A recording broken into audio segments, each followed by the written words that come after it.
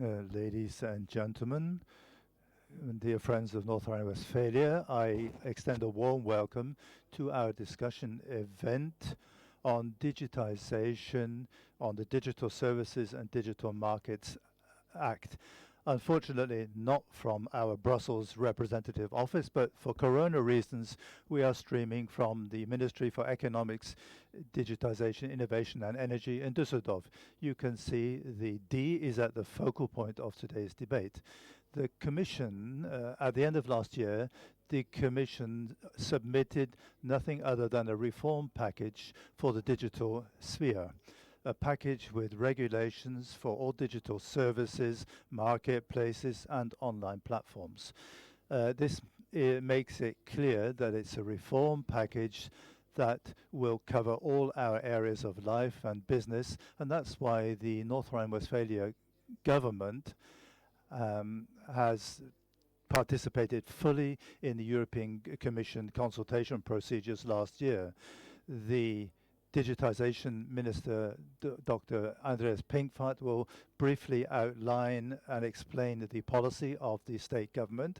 Then Christiane Canenbley, the Deputy Chief of Cabinet of the Executive Vice President Margrethe Vestager from the European Commission, will be involved to present a keynote speech. And then after this, we together with the legal political spokesman of the EPP Parliamentary Party and European Parliament member Axel Voss and Professor Haucap from the Heinrich-Heine University in Düsseldorf wish to hold a discussion following that, and the discussion will be moderated by Ute Soldiere, to whom I will now hand over.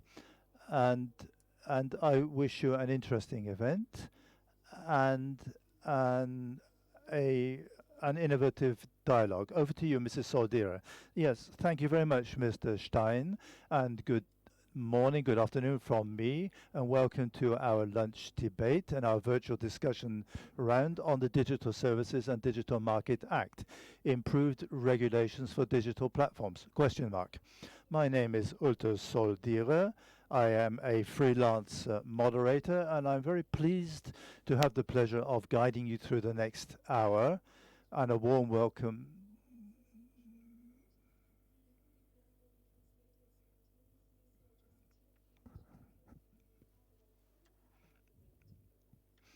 On the 15th of December, the European Commission presented the two legal proposals, DMA and DSA, concerning communication in the internet in the future. There are obligations and limits imposed on platform operators. These have been regulated anew in terms of competition and also in terms of content. So today, during this we want to show you something about this very new legal document so that you can classify things from a national and international perspective. And of course, what we would like to have is that you become involved with your questions that come to mind when you are confronted with this subject. If you have questions, use the Slido tool. It's open now, and then we will try to include as many of the questions as possible in the discussion round. But unfortunately, our time limits are quite tight, so we won't have too much time for comments, and so as to keep on schedule, I would like to hand over to Professor Dr. Andreas Pinkwart, Minister for Economics, Digitization, Innovation and Energy of North Rhine-Westphalia. Yes, ladies and gentlemen, a warm welcome to the NRW Digitization Ministry.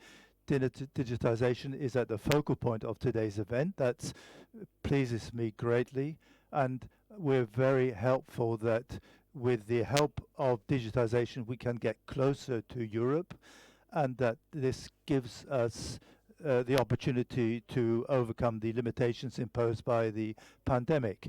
From the point of view of North Rhine-Westphalia, we're very pleased that the Digital Services Act and the Digital Markets Act are important milestones of the European Commission towards the digital Europe. The This has been discussed for many years and is very important for the new Commission. The European Parliament last year also concerned itself intensively with the impact very complex but extremely important questions in this respect. In North Rhine-Westphalia, we became involved in this procedure at a very early stage. We were involved in consultations, and the positioning of the federal states during the, and we advanced the positioning of the federal states before Christmas. We put forward proposals for a legislative package. The Digital Services Act and the Digital Markets Act are now going through the European legislation procedure. The events of recent months and weeks have shown that there are different dimensions. In the corona crisis, platforms play a particularly important role, in particular in terms of communication and trade in goods. Also relevant, for example, in terms of falsified goods. Also in terms of combating false information in the political context, for example, false information concerning coronavirus. Platforms have an important role to play here. The effects on democracy, the role of platforms in this context has been demonstrated by the terrible events in the USA last week. The ensuing reaction of the platforms and the related discussions show the complexity of this subject matter. The special interests and needs of media and politics have to be taken into account when regulating the platforms. The gatekeeper roles of some platforms has been in discussion for many years and is shown in particular in antitrust law in terms of merger and supervisory control. The federal legislator is also discussing this today in the German Parliament. So as you can see, the subject offers scope for a broad discussion. We want to look today at the competition and economic aspects, as well as concentrate on the inclusion in the digital world. I thank you for the keynote speakers, Mrs. Canenbley, and I would now like to welcome Mr. Voss and Dr. Haucap and thank them very much for their involvement, and I look forward very much to the ensuing discussion, and it's good to have you with us. Yes, thank you to the Minister Pinkwart for his introduction. The Digital Services Act and the Digital Market Act are designed to newly regulate trade and life on the digital platforms. This was previously regulated in the e-commerce directive, but this is now 20 years old, which is an eternity in the digital age. There are many things that need to be dealt with because the online world has changed greatly in the last 20 years. The market power of the technical giants is enormous. They regulate access to the network via their app stores or their machinery. And the availability of data is, of course, a decisive competitive factor. Then there are contents, recommendation systems, illegal context, many challenges that have to be regulated, many changes, and the EU Commission, through the new legislative package, has done this, and now we will hear more about this from Christiane Canenbley, who I welcome from Brussels. Over to you. Thank you very much, and welcome from Brussels, and greetings to you in Germany. I'm very pleased to be able to be with you today and to explain the legislative proposals. I think this is a good method of getting involved in the matter here, and I thank Mr. Pinkwart for his introduction. Some things that I want to deal with have been mentioned. We have all seen that Corona has advanced digitization in many aspects. This has put us onto a steep learning curve, but we've also seen that, in particular in terms of the platform economy and within the internet itself, we need regulations. In particular, as Mr. Pinkwart mentioned, following last week's events in the USA, we need to conduct this debate and it's good that this legislative package came out before Christmas, so that we can see the debate we need to have following the events in America. I think the central difference now is that for a long time platforms were seen in social media as a type of service providers. They provide a platform for the provision of services, but since last week it's been clear that the major platforms are defined otherwise and positioned, and they have a social function, and they are no longer simply a messenger service. And this is a major step. And in this area and in this aspects, it's good that we have proposals. The debate goes back a long time, and all the stakeholders and the member states have been involved, the regional parliaments, the platforms themselves. Discussions have been carried out with consumers, etc. And I'm very pleased that we can do this today.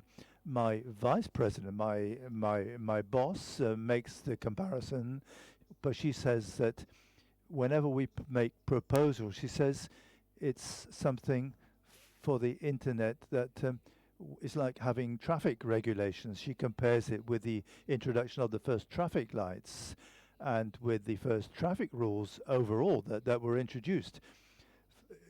We have to avoid traffic chaos, but up until today, everybody has kept to the rules and traffic has not been hindered. But the situation is that today, everyone is able to use our transport system easily and safely, and everybody knows when to stop. When traffic lights are on green, we can go ahead. And the situation is same here when we look at the Digital Services and the Digital Markets Act. So, as was mentioned just now, the rules we have up to date are the e-commerce directive from the year 2000, which is no longer sufficient in many aspects, no longer up to date, no longer fit for purpose. Most companies and operators that are involved they didn't exist back then. And I would like to take you quickly through the two proposals. I don't want to go into detail too much. We want to leave time for the discussion, which is important, but nevertheless, some information in terms of what we've included. They are extensive proposals. Let me begin with the Digital Services Act, because this is the big package that includes the regulations for the internet and for all services and service providers in the internet. So we have rules overall for every person operating digital services in Europe, and here the aim here is to achieve improved protection of consumers. We have to ensure that even when consumers are online or on the internet, that they have corresponding protection, so that they know that illegal products cannot be sold. There are new laws in terms, for example, of the fact that a platform must ensure that the third-party provider of these products is known to them. They must have a complaints body for consumers who can say, here, look, illegal goods have been sold here, or perhaps illegal content is visible, and this has to be removed. There are clear procedures so that consumers can see clearly what problems can arise and whom to contact if they have complaints. The second major point of what we want to achieve, as has been mentioned, is very clear obligations and transparency in terms, or for the major service providers, for the platforms, but also for everybody else. Here we have a very realistic proposal, because we've graduated in terms of the services being offered in the internet and also in terms of size. So whoever offers a service in Europe must, by all means, offer a contact body, have very clear terms and conditions of use, in order to ensure that transparency is created, so that consumers know who to contact, where are the persons, where are they based if we have questions or complaints. It's also important when we are dealing with the platforms, it's important to have complaints bodies so that people can look where can I contact a person concerning specific things. But in particular with the major platforms, there are special rules for these big platforms in order to create transparency and to create obligations and rules for this big black box. We must split up this big black box that frequently exists. And I would like to define two major areas. First of all, to say, why am I shown certain things? Why, when I go onto an online marketplace, why am I shown this and this product? Why do I see this form of advertising in my profile in the social media sector? Why do I get these proposals for further videos or for further contacts? This must be made clear, and we are providing for a situation where the major platforms are obliged to show what is advertising this obscure background that can occur on platforms. They must ensure that the consumers and society as a whole can realize how are they being informed, what are the basis for this information. And in addition, the large platforms, the very large platforms, use their advertising background, advertising data for research proposals, research activities. They must do this. So we want to create a transparency that has previously not existed. And so we need to show people how are they being informed and why. A very important aspect for the Digital Services Act is an improved implementation structure, because we had frequently had problems, because if in one member state of the European Union, whenever a problem arose, perhaps the platform itself was in a different member state. We want to improve coordination in this type of situation between the member states, and also a common board where these matters can be discussed, i.e. between the individual digital services coordinators from the member states. Implementation remains essentially a matter for the member states. The Commission is not taking anything over here, but what we want to achieve is improved coordination, improved interaction between the individual member states, and with bigger platforms, the possibility of the Commission intervening, and in the event of difficult cases, improving implementation.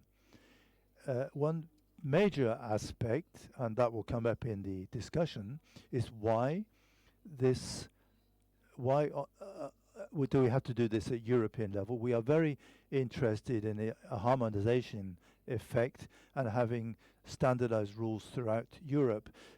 And this is because if we see that individual regulations exist in individual cases, one rule here, which is the situation at the present, this is something that is not difficult for major platforms to adhere to, but for small platforms, innovative startups, small business models, it's frequently very difficult to look what are the rules in France, if they're different to those in Germany, and if the rules perhaps are different in Ireland, then it's very difficult to keep an overview.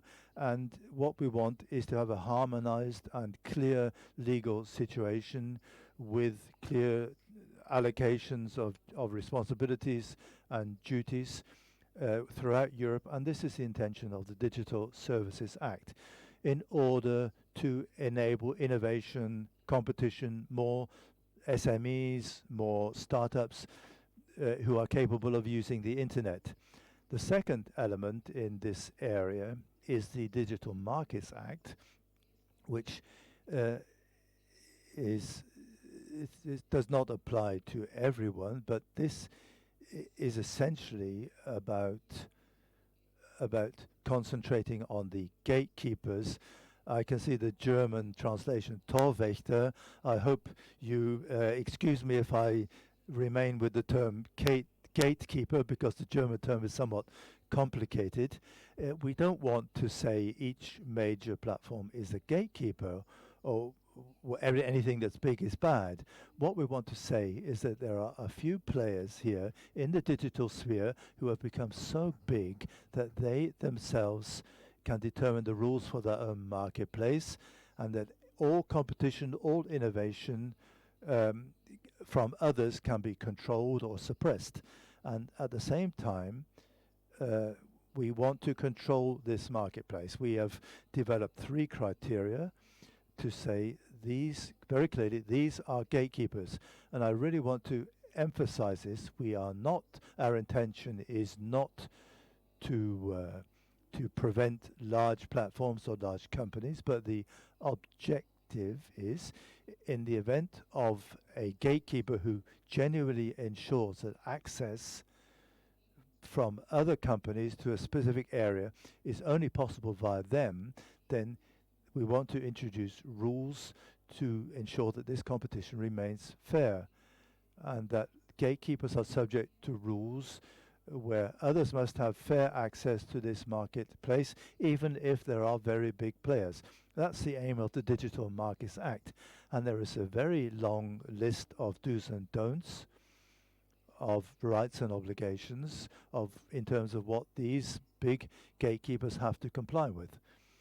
And it's about things such as no self-preferencing. If you are a marketplace, for example, in the internet, you cannot put your own products at the top of the list and push the others down the list. It's about not being able to coerce people into using own services if a company wishes to use a service for something else. I know not to create any dependence. We're talking about elements in terms of the data of third providers. The gatekeepers cannot access these for their own market research. At present, we want to make sure that we want to ensure and support fair competition in this area. The second aspect of the Digital Markets Act is to say, of course, the digital market, and in particular the internet, is developing at a very rapid pace. And in order to remain up to date and to make sure that all these legal texts can remain applicable, then within the Markets Act there will be the opportunity to continue to look at whether there are other markets that are about to where one company is perhaps about to establish itself as a gatekeeper. Can we or must we intervene? And also looking at who are the gatekeepers.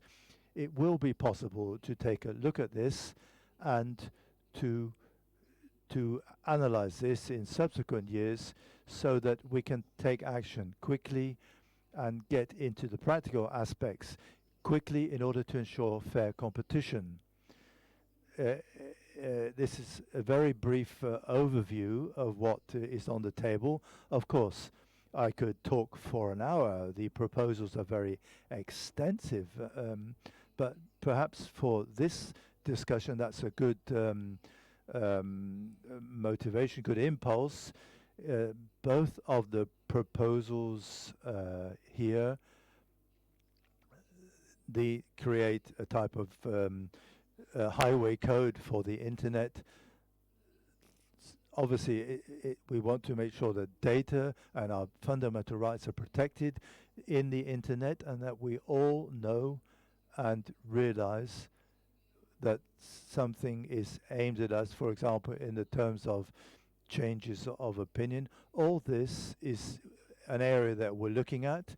And one final point for the discussion afterwards, the Digital Services Act. There has been many discussions in terms of what we don't want is to assess the content of the individual platforms. But what we want to achieve is to set up rules and to ensure mechanisms to enable these things to be implemented quickly if there is a complaint, if someone doesn't feel that they're being looked after properly. There are various possibilities in terms of fundamental rights for users and consumers. So thank you very much. Yes, thank you, Christiane Canenbley. You've mentioned many subjects that we will be able to follow up on here. But before we do this, the information to all those who are joining us, you can write down your questions in Slido. Mrs. Canenbley has mentioned several. You can use the Slido tool and you can put your questions now if you wish to. But now I would like to welcome the participants. Mr. Stein has introduced them. Mr. Axel Voss is joining us from Brussels. A warm welcome to you. Good to have you with us. And here alongside me, Professor Justus Haucap, good to have you here.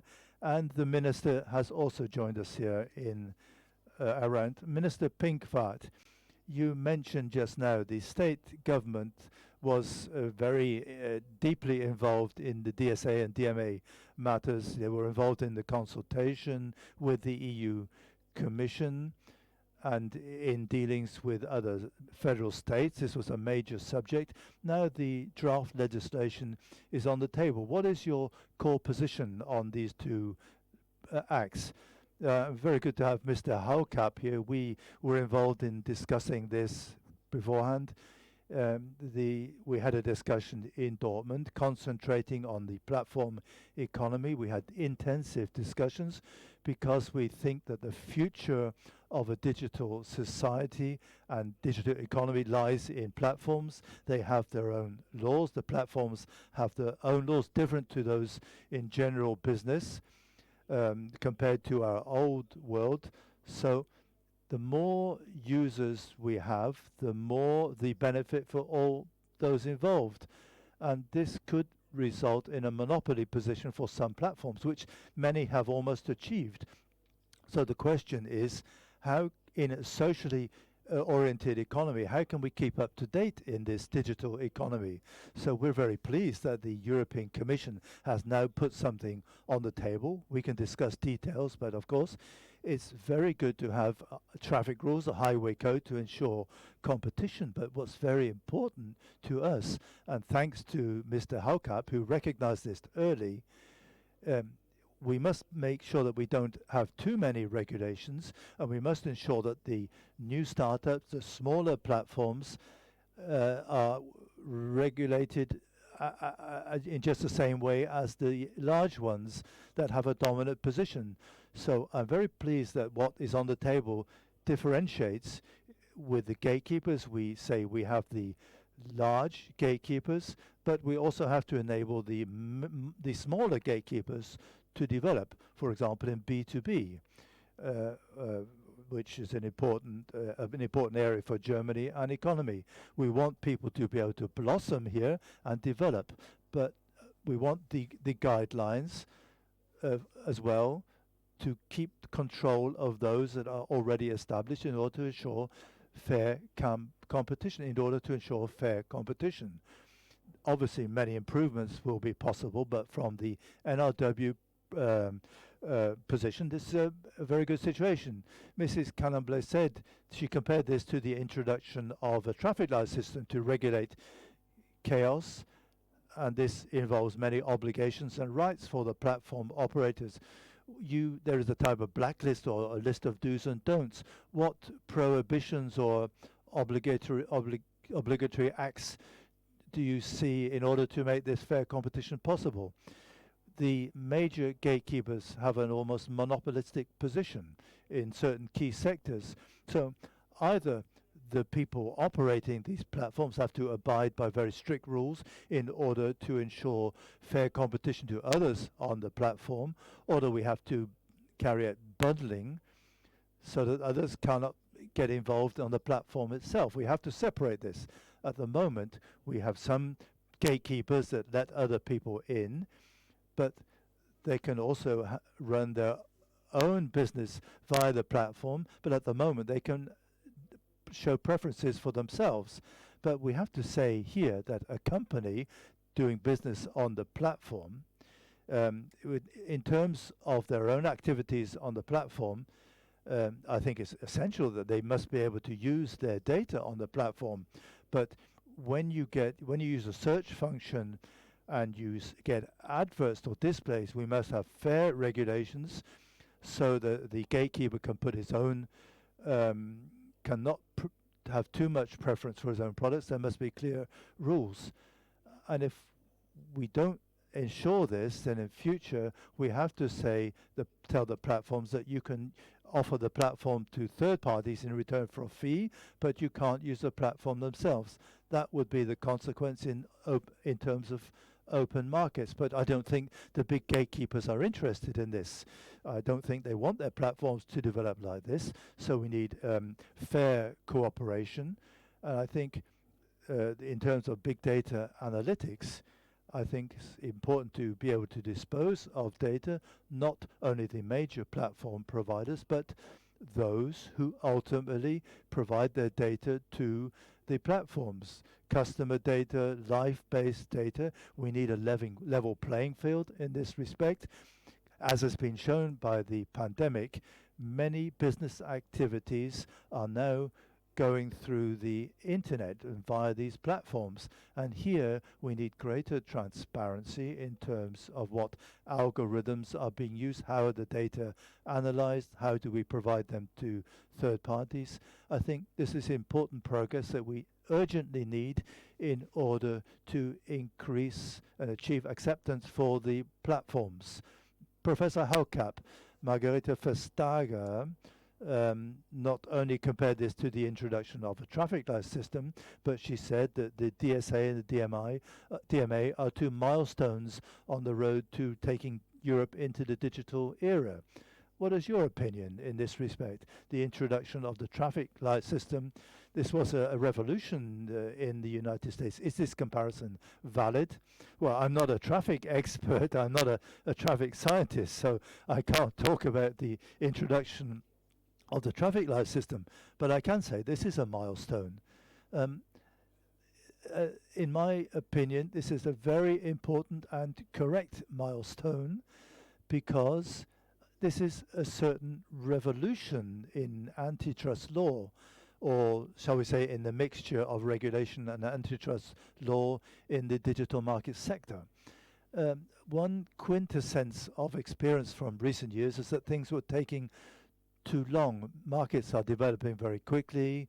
The authorities, the European Commission or the Federal Cartel Office need a relatively long time, because we have to take a very traditional approach, delimit the market, look at the regulatory situation, analyze conduct, assess it, and then we have to go to the judicial instances. And that takes a lot of time. And if we want to stay with traffic rules, this is a great shortcut. So we save one or two steps. And we can now say that certain platforms will be defined immediately as gatekeepers, so we don't have to look at which markets are relevant. But what we also don't have to do is to observe the conduct.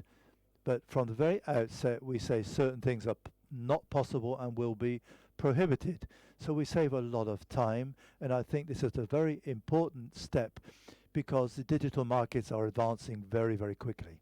And I think the criteria we can talk about, and we'll see this in the consultation, there will be ups and downs, which are the best criteria. At the moment, I think some questions have been asked if there are 45 million monthly private users or 10,000 business users per month on a platform, then if this lasts for a certain time, then they will they apply as a gatekeeper? I think we have to look at whether this perhaps too many are covered over a period of time. Perhaps I think we have to look. I think Zalando and SAP would soon be included in this category. So the question is, are they platforms like Amazon, Google, and Apple, or do we have to say perhaps we have to impose these rules on them, or perhaps is the approach correct to say certain rules will apply to certain platforms, but not all rules will apply to all gatekeepers because they have different business models. Perhaps the rules for SAP need not be the same as those for Facebook because the situation is different. So you're saying perhaps too many rules that don't fit in with all business models. We have to be selective in this respect. Yes, shall we say the approach in Germany is that the Federal Cartel Office is saying rule A, B, C, D apply to you, and for other platforms, D, E, F, G, H. In Europe, we have, we say if you are a platform, then all 18 rules, for example, apply to you. I think it would be better to say the Commission should differentiate between which of these rules apply to which of these gatekeepers. So then let me introduce Mr. Voss, bring him into the discussion. Good afternoon, Mr. Voss. The first question to you, Europe and Germany is well behind Europe and Asia. This has been known for many years. For you, in the new legislative package, what's the focal point for you where you say, yes, this will improve European competitiveness? First of all, Happy New Year to you all, and thank you for inviting me to be with you today. I don't want to underestimate what's being done. This is a tremendous measure that's being undertaken. We really should have done this 7 or 10 years ago, but we must ensure that here we have to say that we have a market failure through these big players. Ultimately, it leads to market failure, and this is why this measure in itself is correct. What I find is missing to some extent is the strategic superstructure. How does Europe want to position itself in an increasingly polarized world? How does it wish to survive? And what I find is missing to a certain extent is, in terms of the Digital Services Act or Digital Market Act, if we concentrate on these, then this is a major step forwards, and it's essential. The self-preference in terms of, if you ask questions of whether this can increase our competitiveness or in terms of digital sovereignty, it's very sovereign in determining these rules for us, at least in Europe. And for us, it's important to this self-preferring of offers or services by gatekeepers. We should prohibit this self-preferencing. We should eliminate the prevention of interoperability. We should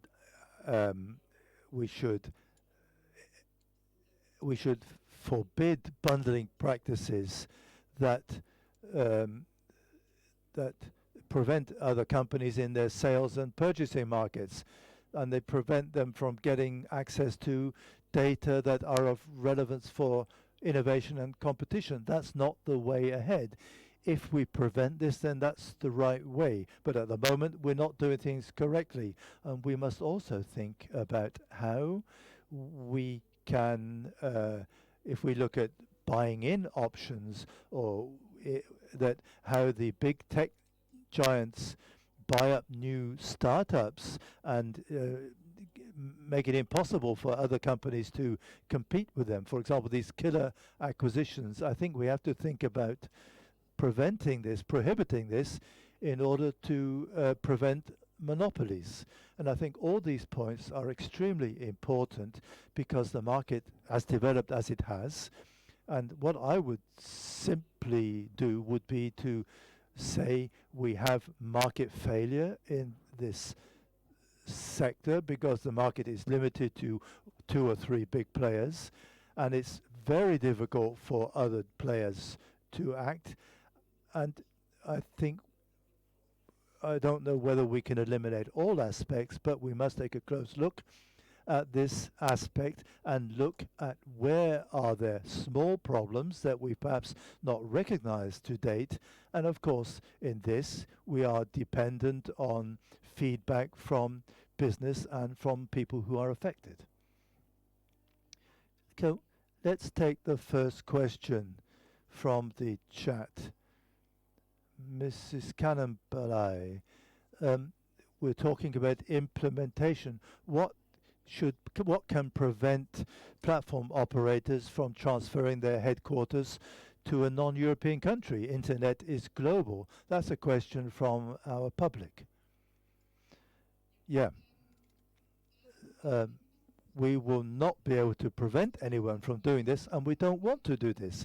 But what we want to say is whoever offers digital services in Europe will be covered by these regulations. And what we need is a legal representative who is a legal contact point in Europe, who has to be based in one European member state. But that doesn't mean that other platforms or other people outside of Europe cannot be covered. As soon as digital services are offered in Europe, these regulations will apply as soon as they have been adopted. And I think this is the way we went ahead with the GDPR. What we want to achieve here is, first of all, a situation where our values, our legal understanding, our understanding of security, we want to comply with these and position ourselves accordingly in Europe. And of course, this will have international repercussions, but we want to implement it in this form here, and I hope that that will work. And I don't think that's not a big area of dispute. It's more about looking at the various criteria, the different areas. We will undoubtedly have long discussions. And one comment when that came to me when listening to above all Mr. Voss talking about the strategic superstructure, how can we incorporate this? Again, I would like to classify this large package. Let me quote again my vice president, who said this is a milestone in our proposals. That's correct. But this is the legal milestone that we're placing. We will have two more milestones this year, one in terms of artificial intelligence, and we will set European standards here, and also in terms of data.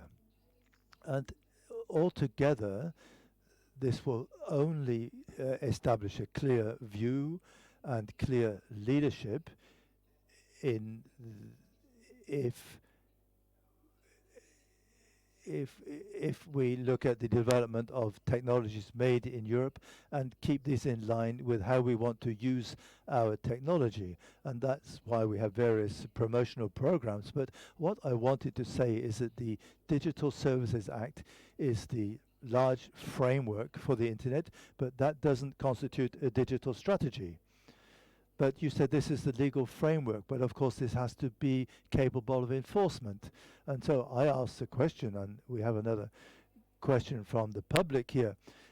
The gatekeepers or the big companies have not been interested in this. They've just paid the fine or included it in their business model, and they've not adhered to European rules. So the question is, how can we control this? We need a control body with all obligations and perhaps with the enforcement powers necessary. So the question goes to Mrs. Canenbley and Mr. Haucap. Mr. Haucap, would you perhaps like to say something? This is an important question, and the Commission has given a lot of thought to this. let me refer to the Digital Markets Act primarily. If you look at this act in Articles 20 FF, there is a lot on compliance and how in terms of how this is to be enforced. In Article 24 is the phrase, whatever it takes. So the Commission can take whatever measures are necessary to ensure compliance. What does this mean? Giving priority, for example, where the Commission can make recourse to external experts. How do I check, for example, if an algorithm involves self-preference? It's very difficult to monitor, but decisive is that ultimately you can interpret the Markets Act by saying that the Commission can use external experts that can access the algorithms and the data of the companies, and it's then important to give them the opportunity to experiment, to carry out trial runs with the algorithms. So if we see concealed offers, does this constitute self-preference or not? So we need to be able to check this. And I think this access from the external, by the external experts is important. We must also enable these experts to go into companies as a form of control and to check if compliance is not ensured. This is major progress compared with what is possible today. Mrs. Canenbley, do you have anything to say here? Yes. I don't want to say much about the Markets Act. Mr. Haucap has explained this well. In particular, I think the Digital Services Act is more important. Initially, the member states are responsible. Here we have the digital coordinators in each individual member state, but under the Digital Services Act, we commit an obligation to have an improved system of notice and action, better opportunities for presenting complaints. We enable trusted flaggers, specific groups or organizations of member states that are regarded or can be offered as recognized or trusted bodies in order to investigate incorrect aspects if people are being preferred unjustifiably.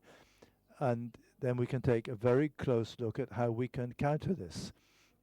Let's change the subject. We have some questions from a subject that the minister mentioned, the reaction to the events in America last week. Mr. Voss, the question has arisen in a comparable Trump situation in the EU. Who would decide on blocking the profile of an elected politician? Is this regulated under the Digital Services and Digital Markets Act? This is an important question that we have to confront at the moment. Who determines the rules for specific comments? In particular, the same comment is sometimes assessed as freedom of expression, and when the comment is made by someone else, it's interpreted as aggressive. This is a very big problem. I think the member states or the authorities or the control bodies, are we in a position to recognize this now on the platforms? So we must bring the platforms on board, and this needs proper structures and guidelines or preconditions so that here we can ensure a balance. The DSA ensures or provides for a couple of instruments or possibilities, but the question of disinformation or so-called fake news, etc., that has to be dealt with separately here. We won't be able to regulate all this in the DSA at the end of the day, but as I recall, Mrs. Canenbley can correct me if I'm wrong, I think here an extra part will be included here in terms of fake news that will deal more intensively with this aspect. Initially, the Digital Services Act is designed to remove illegal content. That's correct.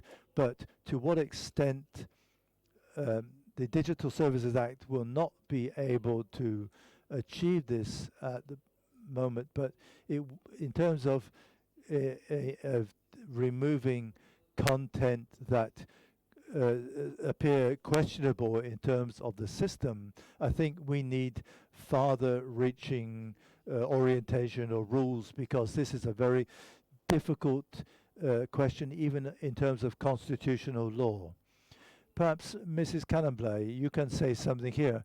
As Mr. Voss mentioned, he mentioned how difficult it is to define what is difficult or dangerous content. How can we develop criteria or definitions for this? What criteria play a role here? Or is it correct in the first place that companies and in their terms and conditions, or even the government, is it correct that they decide this, or do we need an overriding body to be involved in this? What do you think? This is a very good point. Under the Digital Service Act, we have very clear rules for clearly defined illegal content. This content has to be removed. There are very, very clear rules in the Act here. What we've explicitly not done is that within the Digital Service Act, we have not considered ourselves with harmful content or grey areas. That would make the rules difficult. But part of the rules, on the one hand, we want to oblige the big platforms to carry out an annual risk assessment, to ask questions in terms of possibilities of political involvement, to take a look at where algorithms exist that perhaps are running incorrectly. These will be external audits that have to be carried out regularly, so that we can look together with the platforms to decide what measures must the platforms take in order to be able to intervene sufficiently early. So we're developing the framework and the structures so that here we can counter harmful content and illegal structures. And what I consider to be equally as important, if not more important, is a very clear framework in terms of ensuring freedom of expression, so that complaints bodies exist, so that there is an obligation to be informed immediately, so that things can be removed completely immediately from the net, so that we do not inhibit freedom of expression. This is a fundamental right. So we have to ensure that fundamental rights and the right to object and to complain about objections are ensured. We are using active rules able to contain and classify this. One final aspect in terms of political advertising, there will be a separate section in this respect, because this is a separate area. But in terms of these special rules, we will integrate this into the annual risk assessment, so that we can see immediately if algorithms are profiling in a dangerous direction. We will be able to take countermeasures. So another subject area in terms of access to data, Professor Haucap, access to data is to be facilitated by the new DMA. What improvements do you hope to achieve specifically for companies here in North Rhine-Westphalia? The success of companies is closely related to innovation, and innovation needs a large volume of data. So what's your view here? What will this achieve? I think it's very important here to create rules that give companies access to third-party data. We know the Commission wants to ensure greater access to data in order to ensure compliance, but it's clear that it's data are like a raw material, a commodity. They enable great improvements in efficiency, in innovation. They enable new offers on the market. This must be seen as very positive, and that's why we've seen in the past that this is very difficult for new players in the market they have great problems in competing with the big competitors that already have these data.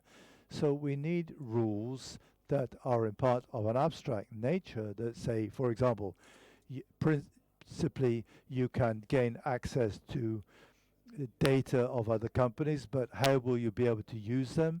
This could be a big advantage because this will reduce barriers to entry into the market.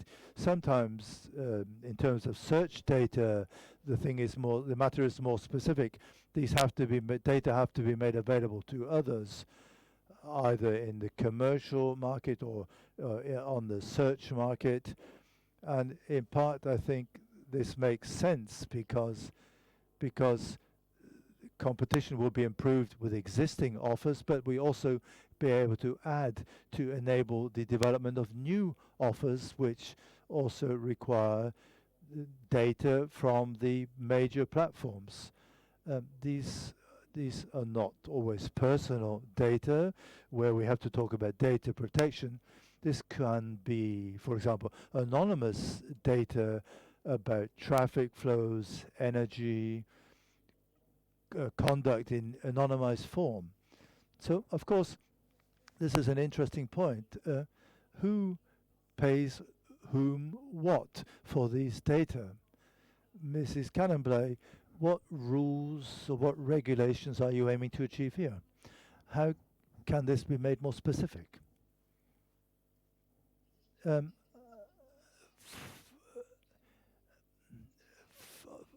our part, we don't want to intervene directly in the business models. I want to make that clear. What we want is that with the very large platforms, we want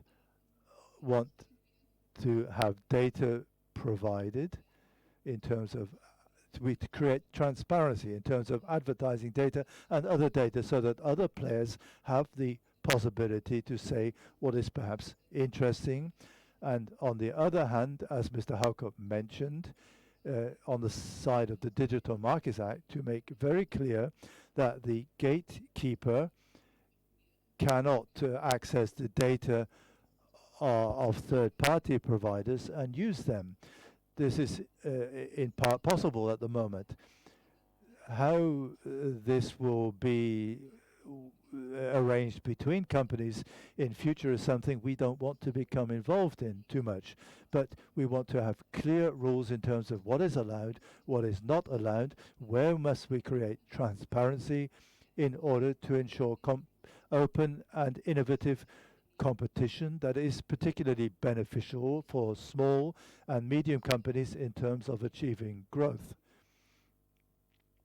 Mr. Voss, of course, the European Parliament and all EU states have to, first of all, to approve this draft, and of course, much of the draft is concerned with the big players who obviously will resist with lobby work and money. So my question, how long will it take until this until this proposal really becomes a law, and what will be left over from the proposal?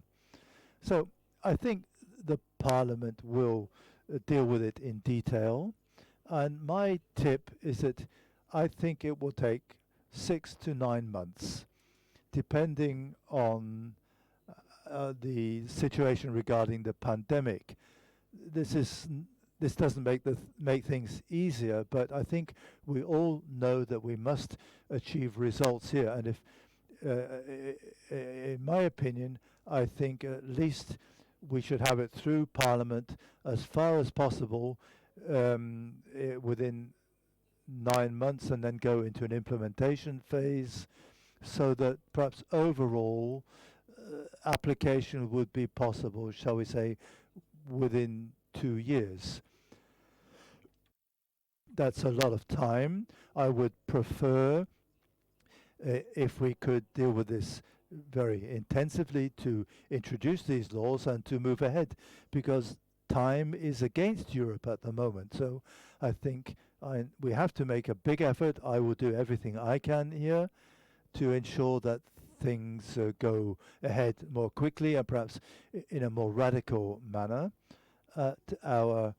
Our democratic system needs a certain amount of time. The political fragmentation that exists also requires time. So here, I think we would need perhaps more time than we actually have. But nevertheless, I hope that we will achieve good results. Parliament has good ideas. Sometimes they overdo things, but let's hope that at the end, together with the Commission, the Council and the Parliament, we can achieve a very good product. And thank you for the answer. Now let's move towards the end. We're almost at the end, and let's perhaps summarize the discussion and look into the crystal ball. Let me ask you to say briefly in 1 or 2 sentences, what do you think, once the law comes into effect, what for you will be the biggest improvements that will result? Perhaps let's start with Mr. Haucap. What are the main improvements for European companies? Digitization, I think, will move ahead very quickly because the dependency of becoming dependent on major platforms will be contained, and this will open up new opportunities. So in this respect, I agree with the Commissioner. This is indeed a milestone. It will be a milestone, and hopefully this will give digitization in Europe wings and advance it. Mrs. Canenbley. Yes, I agree with Mr. Haucap. My hope is that we can implement this relatively quickly, and what I hope is that we can ensure secure internet, an area where above all small innovative startups can develop, and where we have sufficient competition to be able to be a leading player. And I think this can be achieved through the framework which will enable and permit this. Mr. Voss, where do you think, where will we be in 2.5 years in the ideal situation? The Digital Markets Act will give us a tool that will improve the competitiveness of Europe and which will prevent unfair practices. So I think this is a very decisive improvement of the whole field, but at the same time, let me come back to my overriding structure or my overriding idea. We must say, as Europe, we need a strategy in terms of how we can survive in the digital world. This is the first step. We must then continue. So thank you very much. Thank you very much to Mr. Voss, Mrs. Canenbley, and of course to Professor Haucap for their contributions. Thank you for joining us today. I hope we have been able to give you a positive look at the digital future. I'm glad, nice to have you with us. Nice to have you with us. Professor Pinkwart has had to leave us to go to the Parliament, and now the final comments will be presented by Mr. Haucap from here. Goodbye from Düsseldorf, and I will now hand over to Dr. Traupel. Thank you very much for the successful presentation and the very successful event. Thank you very much to all participants, in particular to our podium members, to Professor Haucap, Mrs. Canenbley and Mr. Voss for this very consensual debate. which I think flies very much with our policy. We've seen that the Digital Services Act and the Digital Market Act indicate the ability of Europe to be a much more important global player in the digital economy in future. We know this, and based on today's comments, we know that we are capable of this. I think I would like to come back to the fact that as was mentioned, we have to be quicker. That's correct. So my plea to all players, to the Commission, to the Parliament, and also to the Council, is to move ahead so that we establish the right rules quickly. If we do this, we'll be a role model for innovative and fair competition in the digital economy, and we will make Europe a leading player. That's been shown by today's discussion. We must limit the oligopolists. We can only do this in Europe because the individual member states are too small by themselves. We must act together. We will act together, and we must exercise fine judgment so that we don't hinder new business models from Europe, but enable Europe to become stronger in this respect, and to enable us to become future-oriented in terms of B2B platforms and have every opportunity of becoming a global leader. I would very much welcome us continuing this discussion, and on behalf of my colleague Mr. Stein from the State Representative Office in Brussels, I invite you to continue this discussion in the summer, hopefully in a face-to-face meeting. Thank you for being with us today, and I wish you a successful remainder of this week and of this month.